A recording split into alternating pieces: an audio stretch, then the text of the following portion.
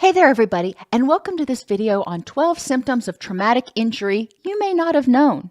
I'm your host, Dr. Dawn-Elise Snipes. Trauma is an event that caused a sense of helplessness and horror. Most of us at some point in our life have experienced some level of trauma about something. Traumatic injury, on the other hand, is the physical, emotional, cognitive, and interpersonal effects of that trauma. When that trauma is unresolved, traumatic injuries become more pervasive and long-lasting. Not everybody who experiences trauma is going to develop PTSD or CPTSD. It's important that we recognize that. Just like not everybody who gets a physical injury is going to have complications or long-standing problems as a result of that injury. Some people heal up just fine, thank you very much. But there's a significant portion of people who may have side effects, if you will. The mainstream definition of trauma often overlooks or minimizes chronic or ongoing traumatic stress and the difference in perception of stress between a child and an adult. When we look at the diagnostic criteria for post-traumatic stress disorder, it feels to me as a clinician very inadequate in terms of defining trauma, because when you think of trauma, you think of things that are super duper horrific, when you can have ongoing traumas like a chaotic household or adverse childhood experiences. So it's important to remember that trauma is in the eye of the beholder. If it was traumatic and produced a sense of helplessness and horror for that person at that time. And what's traumatic for a 2-year-old is going to be different than for a 22-year-old. A lot of times, people with trauma are either misdiagnosed as having some other disorder, or it's a misdiagnosis. They may have that disorder and trauma. And it's really vital that trauma gets addressed. Many people with addictions are self-medicating trauma, whether it's physical trauma and they're medicating pain, or psychological trauma and they're medicating distress, doesn't really matter. Sometimes people with addiction experience things during their addiction that are traumatic. So that's another area we need to consider when treating addiction.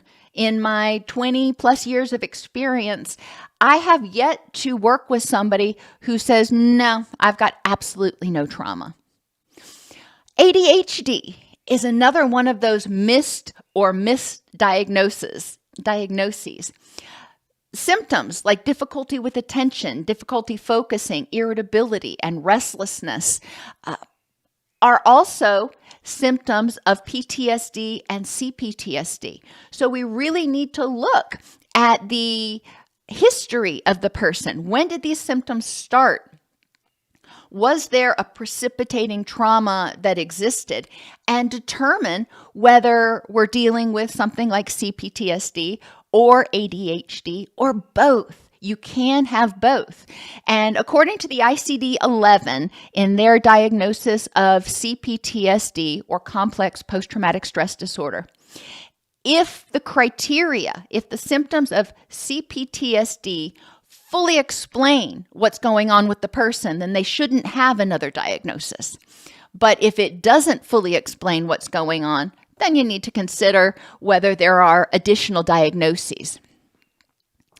People with anxiety, whether it's generalized anxiety, they just feel stressed out and worried about everything all the time, or social anxiety, difficulty in social situations, may have experienced trauma.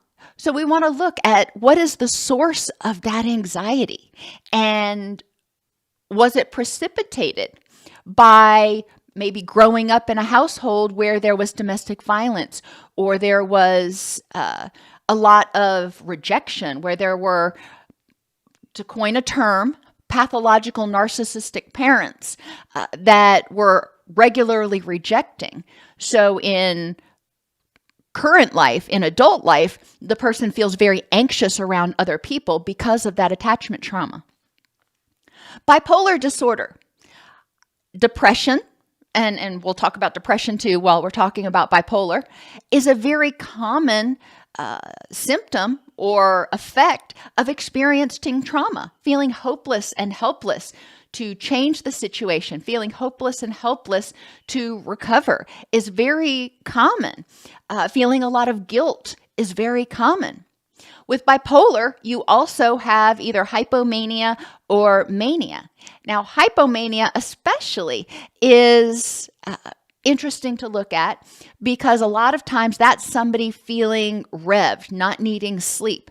This can be an indication of hyperactivation of that stress response system, that HPA axis saying it's not safe to sleep, we need to stay awake. Now, generally, if the person has hypomanic symptoms or especially manic symptoms, there is going to be the diagnosis of bipolar. But we need to recognize that there also may be a diagnosis of trauma, and the person is not going to maximize their recovery if we don't address everything. Personality disorders and attachment disorders are the same way. We need to look at the symptoms and ask ourselves, what is this communicating? Was this behavioral pattern developed as a result of trauma? Did this behavioral pattern develop as a way for the child to protect themselves in a very chaotic, stressful, scary situation where they didn't know from one minute to the other if they were safe, if they were going to be provided for? Now, I've mentioned a couple times ACEs, or adverse childhood experiences. For those of you who are unfamiliar, just a quick recap. In general, they can be lumped into a couple of different categories. Physical, sexual, emotional abuse. That's pretty straightforward that would be traumatic. Neglect. Now, neglect can be intentional or unintentional. Neglect can be a caregiver being so overwhelmed by their own stuff that they can't even notice the child. They can't figure out how to fix themselves. They can barely function themselves. They can't attend to the needs of the child. Or it can be more purposeful, where the caregiver doesn't care, doesn't want the child, neglects the child for their own personal gain, if you will. So we see abuse, we see neglect, we see abandonment, including through death or divorce. Now, of course, nobody can, well, that's not true, but in general, we can't determine whether we're going to live or we're going to die. So we don't want to blame the person for dying who has a heart attack, but that is still exceedingly traumatic to a child who's like, well, my caregiver is not here anymore. What happens if my other caregiver is suddenly not here anymore? That's really scary. Will this happen to me? Am I going to just quit being here anymore? So for a child, that feels like abandonment. For a child, they may blame themselves for what happened. They may be very angry about what happened. But either way, it's very traumatic for the child. And divorce. Some divorces, things end up going better after the caregivers separate. It's actually better. But the child's life has changed. They didn't have any choice in it. The child's life has changed. They no longer have two parents living in the same household. Even if it's for the better, the child may feel abandoned. The child may feel guilty and think it's their fault. All of these can contribute to trauma. Or someone in the house with a mental illness or addiction. When there's somebody who has a mental illness or addiction in the house, if it's a caregiver, they're generally not able to be as responsive and nurturing and consistent with the child, which leads to attachment trauma.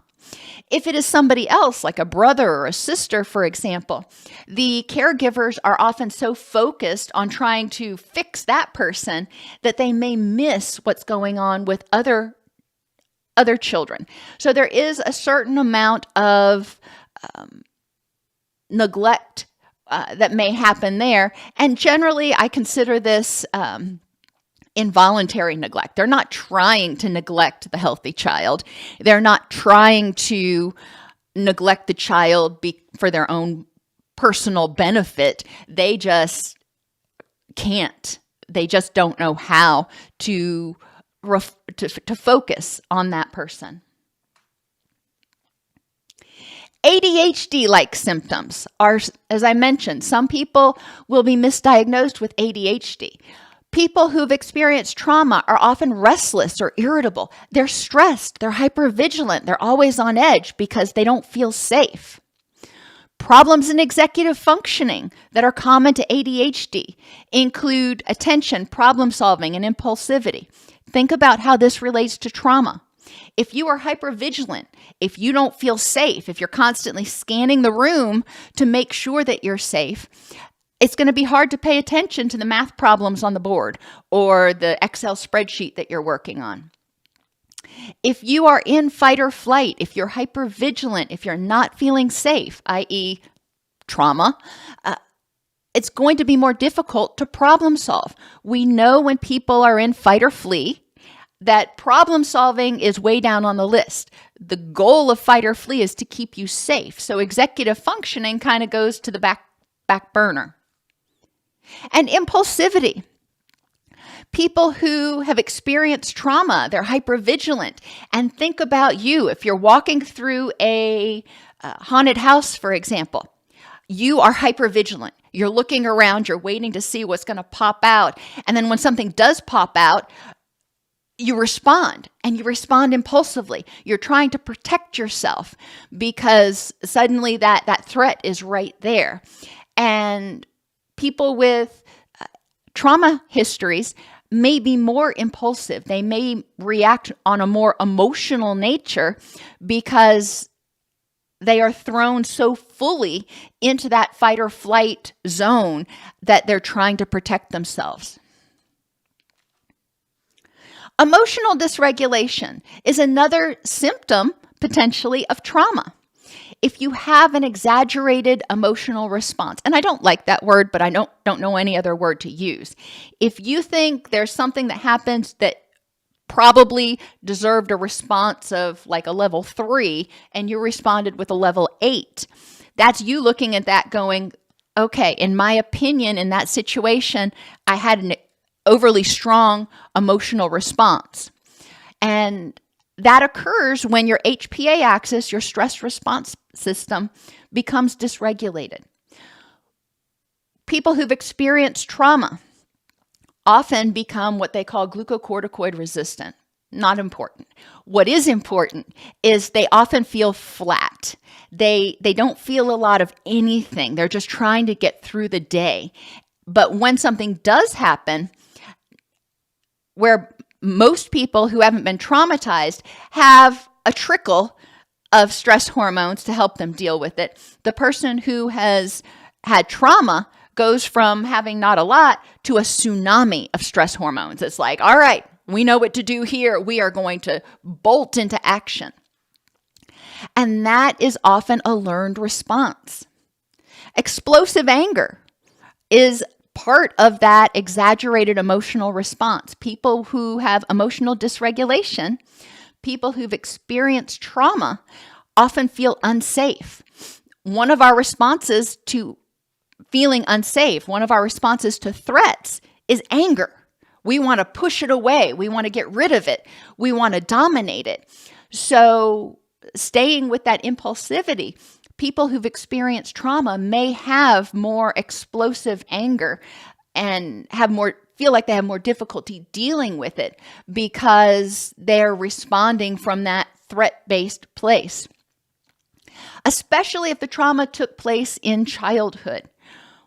We learn a lot of coping mechanisms when we experience whatever trauma it is. And if it was a child that experienced the trauma, they may have been more concrete in their thinking. They may not have had the emotional coping skill repertoire that we hope adults have.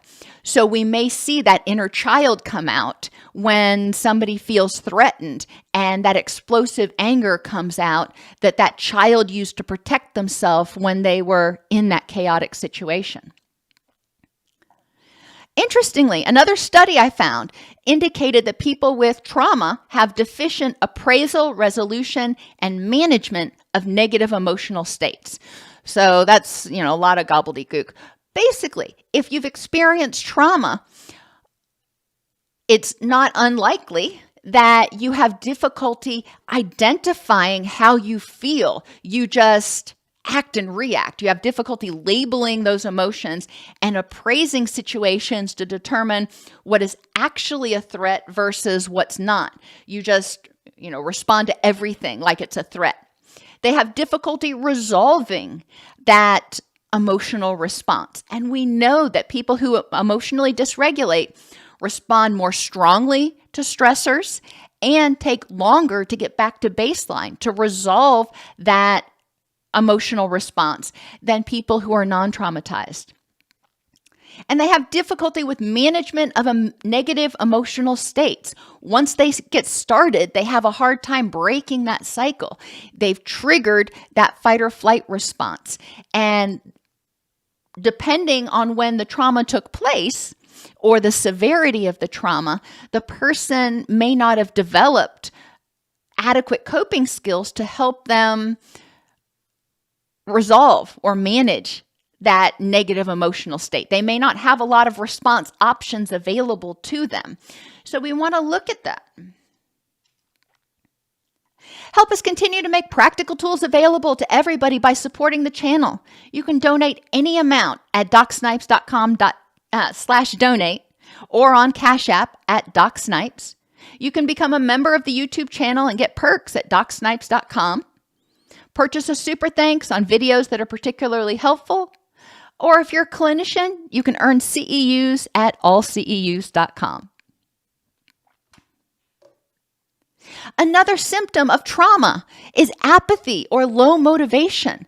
Some people will feel bad about themselves because they don't have a lot of motivation, because they feel depressed, because they feel apathetic. They just don't care about much. Emotional numbing is a symptom of PTSD, and sometimes it's referred to as blunted affect or, again, apathy, straight out of the research, and it can serve as a barrier to motivation. My hypotheses, when people have experienced trauma, they may blunt that affect because it's too scary or painful to feel. They just don't want to feel anything because they're afraid if they start feeling, they won't be able to stop. Or that HPA axis may be dysregulated and they're just too exhausted to feel. They're too drained. They're too anything. It's just like, I don't have it in me anymore. Depression. Depression is different than apathy. Depression has a lot of symptoms associated with it. But depression itself, as we're talking about right here, is that feeling of being blue, of low mood. Chronic repeated exposure to stress impairs the responsivity of the HPA axis, we've already talked about that, and contributes to the development of major depressive disorder. We know that chronic stress can lead to the development of depressive symptoms and post-traumatic stress disorder. As I mentioned, a lot of that is because of HPA axis dysregulation. When a person is stressed for so long, when cortisol is constantly knocking at the door going, hey, we need to be awake, eventually the door quits opening and the body says, you know what? I can't answer the door right now. I just can't deal with that. And that's what we call glucocorticoid resistance, very simply. But when that happens, it means the person is also going to have difficulty feeling any pleasurable emotions, because pleasure and excitement are also part of that HPA axis. If the body cannot respond to excitatory neurochemicals, then not only is the person, not going to feel as much anger or anxiety, but they're not going to feel as much joy, as much exhilaration as they could. I already mentioned anxiety. Depression and anxiety disorders are inherently associated with PTSD. When people have experienced trauma, especially if they develop PTSD, but even if they haven't, if they've got what we call subdromal or not yet diagnosable PTSD, that doesn't mean it doesn't have an effect on the person. The person who's experienced trauma, who still feels unsafe and disempowered, is going to be a lot more fearful. The person who is fearful, who doesn't feel safe, who feels disempowered, is going to have difficulty relaxing, and sometimes difficulty being alone. Some people who've experienced trauma are desperate to have somebody else there to protect them. Others who've experienced trauma are on the other end. They have no use for other people because other people is what caused their trauma in the first place. So not everybody has that difficulty being alone. But with any of your behaviors or any of your symptoms, it's important to ask yourself, what function is this serving? When did it develop? And in what way might it have developed in order to help me stay safe? Avoidance. People with PTSD may have avoidance symptoms that last for more than a month. However, we generally associate that avoidance with reminders of the trauma. Well, if you grew up with adverse childhood experiences, there's going to be a lot of reminders of the trauma. Avoidant or anxious attachment is not uncommon, because if that trauma is attachment trauma, then attaching to any individual may trigger that stress response. As I mentioned, some people will have a lack of a use for most people. They just, whatever, leave me alone. And that can be because people were the precipitators of that trauma. And the same thing for social withdrawal. Sometimes it can be because people cause the trauma. Other times it can be that being in environments where there's a lot of activity is just too stressful. The person's hypervigilance meter just kind of pegs out and they're just like overwhelmed.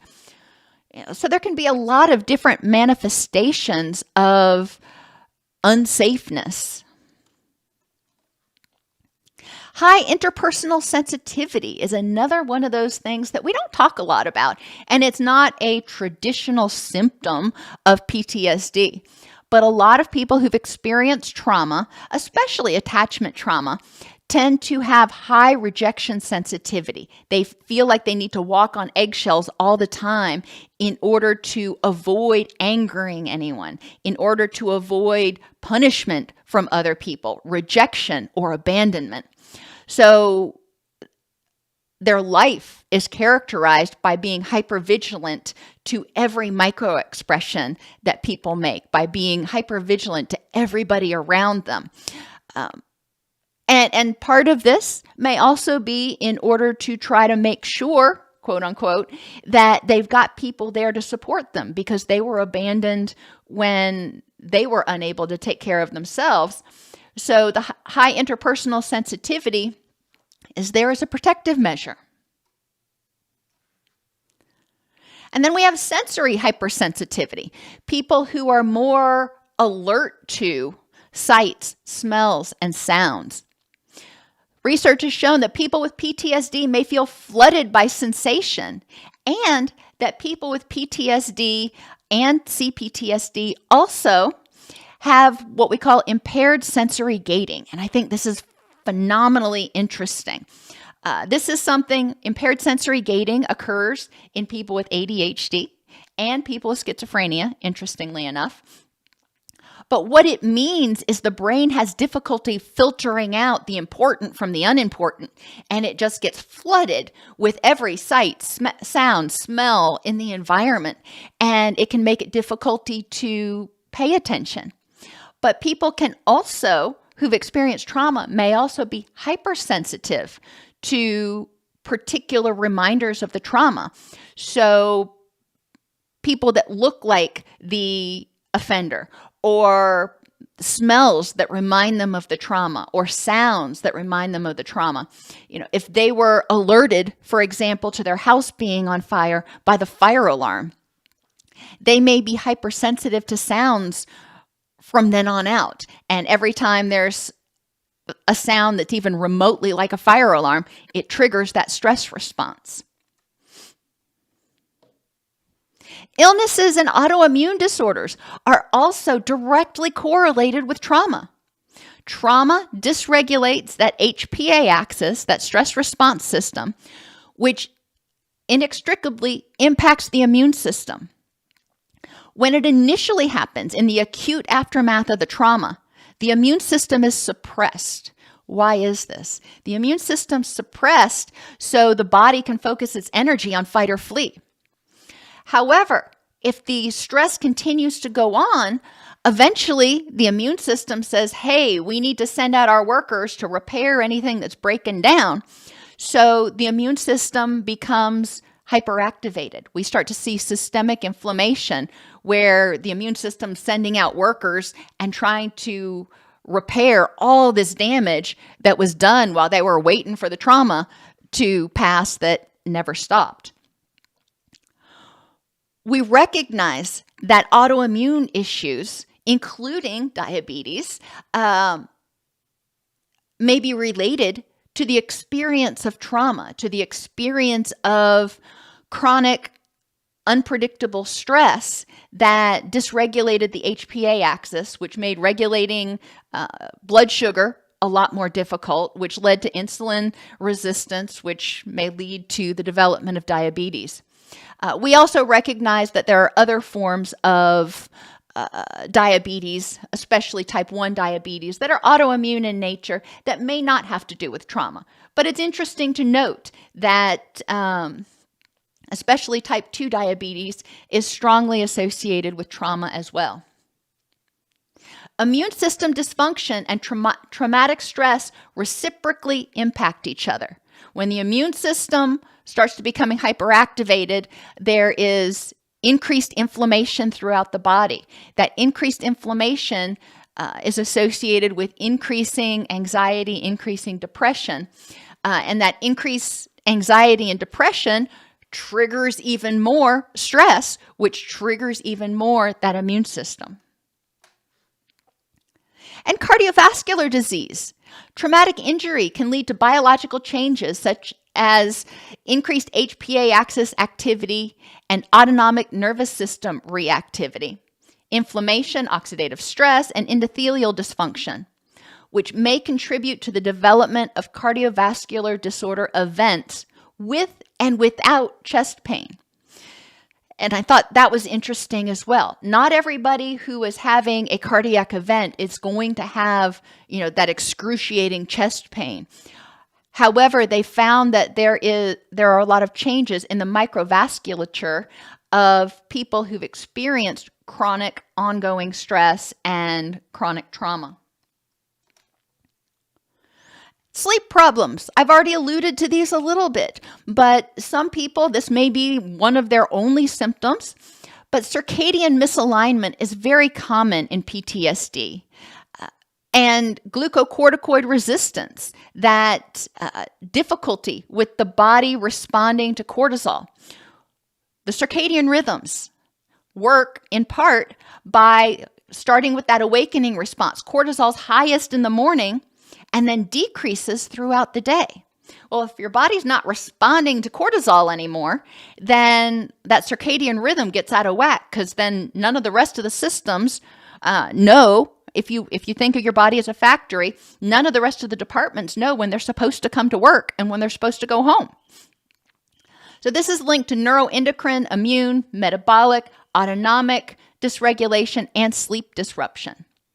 They found that people with PTSD have a much higher rate, independent of their physiological weight. They have a much higher rate of sleep apnea as well as insomnia. And that can mean difficulty falling asleep or difficulty staying asleep. Many people who've experienced trauma may not even realize it because it was those adverse childhood experiences. They grew up in a really crappy environment, and that isn't by our society typically labeled as traumatic. It's awful, but it's not traumatic. And we need to start putting that label on it, traumatic, so people can understand the impact that it had physiologically on that child, on that person. Many symptoms can be traced back to either the development of behavior to survive or the result of physical changes due to HPA axis dysregulation. Remember, I said that people start to emotionally dysregulate and may be more impulsive when that HPA axis has become dysregulated. Recognizing how a chaotic childhood, adverse childhood experiences, and or chronic stress can directly contribute to symptoms in the present day may help people plan a more effective recovery process.